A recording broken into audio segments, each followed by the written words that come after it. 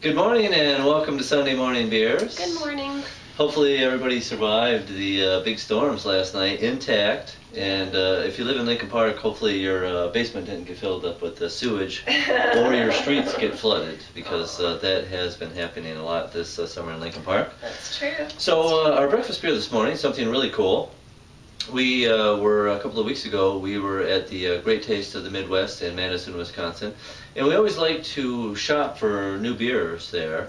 You know, anytime you go out of state, you can get beers that you can't get where you live at, and definitely a lot of different beers in Wisconsin. You tend to get beers that are a little bit more west of us, and so we found this beer here.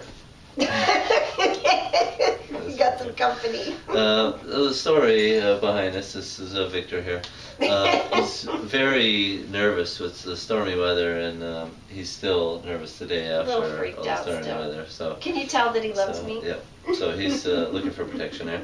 But anyways, we found this beer here, and you know, something about these bottles that always catches my eye. It's like a shiny toy. You know, I can't help but get it. And we actually, there was I think there was 4 of them from this brewery, the same bottle, different things. Yeah. And I wanted to get them all. And then Tracy pointed at this price right here, $21.99, and she said, Doug, what if it stinks? We have never had anything from this brewery. They might stink. That's true. It's Nebraska Brewing Company. You gotta love the name, Mélange à Trois. Who wouldn't want to get that? Mélange à Trois. It's a Belgian style ale, and the story on it is it was aged in Chardonnay barrels. And this was actually the first of a series that they did of the barrel-aged beers. And let's try it here, Tracy. Cheers. Yeah, It's like Victor's doing the show for me. it's pretty good. You know, it's fruity, it's dry, very effervescent. Yeah, it is very Got kind of that Chardonnay-like flavor to it. It's excellent for breakfast. It's like champagne. Kind of a little alcohol. Is it worth $22? I seriously don't think so, but either way, it's pretty good beer. So anyways, last week at the brewery was pretty slow. You know, obviously people were getting ready for the holidays. And the shame of that was we had a great cask, our 185th cask condition ale. On Thursday was a sneak peek of the new IPA that's coming up with fresh, locally grown mint added to the cask. And I don't know, perhaps that scared people, the whole minty thing, but it was delicious. It was very subtle with the mint. It was really just more the aroma. It wasn't really any minty kind of a flavor to it. A little bit of like mint, but it wasn't like you said, like mouthwash, and it wasn't like no, it was very, chewing gum. Very subtle. It was complementary, I think, to the hops in there. So this week, what we have this Thursday is we have 2 beers. We have the big batch that cask is from, the big IPA. You know, if you watched last week where we're trying to use up all these hops that we got stuck with, 10 varieties of hops in it, and we came up with the name. And it's by the way, it's 105 IBUs, 8.5%. It's a big beer. That is big beer. We came up with a name for it. It's called Hops to Burn. Okay. Hops to Burn, because really that's what it is. We got so many hops. We got hops to burn. We would burn them if they weren't, you know, $20 to $25 a pound. Yeah. But anyways, we have sort of a code name for it at the brewery. It's called Hops Bitches, which you know, it's because we have hops, bitches. You know. So that's yeah. Well, we won't go any more into that anyway, because there's a whole. We could just go on a whole tangent on that. But anyways, so we have that. That's a big batch, and then we have a cask, 186. Cask condition ale is another version of that, and like last week, a little bit different. You know, a lot of times we let the cask finish carbonating or finish fermenting in the cask, and that's where you get the conditioning or carbonation from it. This time it was already done fermenting, and so what we did was we started a second fermentation by adding corn sugar, and we added a special Belgian yeast to it. So you get a little of that. I don't know if you noticed that last week. You had a little bit of that Belgian yeast character to it. So we had that, and then we added more hops, even more hops. And what we did was our friend and fan club member, Angelo, grew some hops at his house. I believe he lives in Southgate, and they're Cascade hops. Nice. And so we added those. Actually, they're wet hops. Like, he fresh picked them and brought them in, and I threw them right in the cask. Yeah. So you tend to get more a very unique flavor and definitely more aroma than bitterness or anything. Okay. That was added to the cask. So 2 beers on Thursday. That's going to be a lot of fun.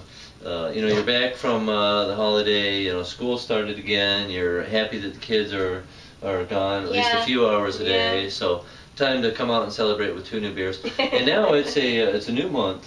It's hard to believe it is September. In this part of the country, the summers they fly by.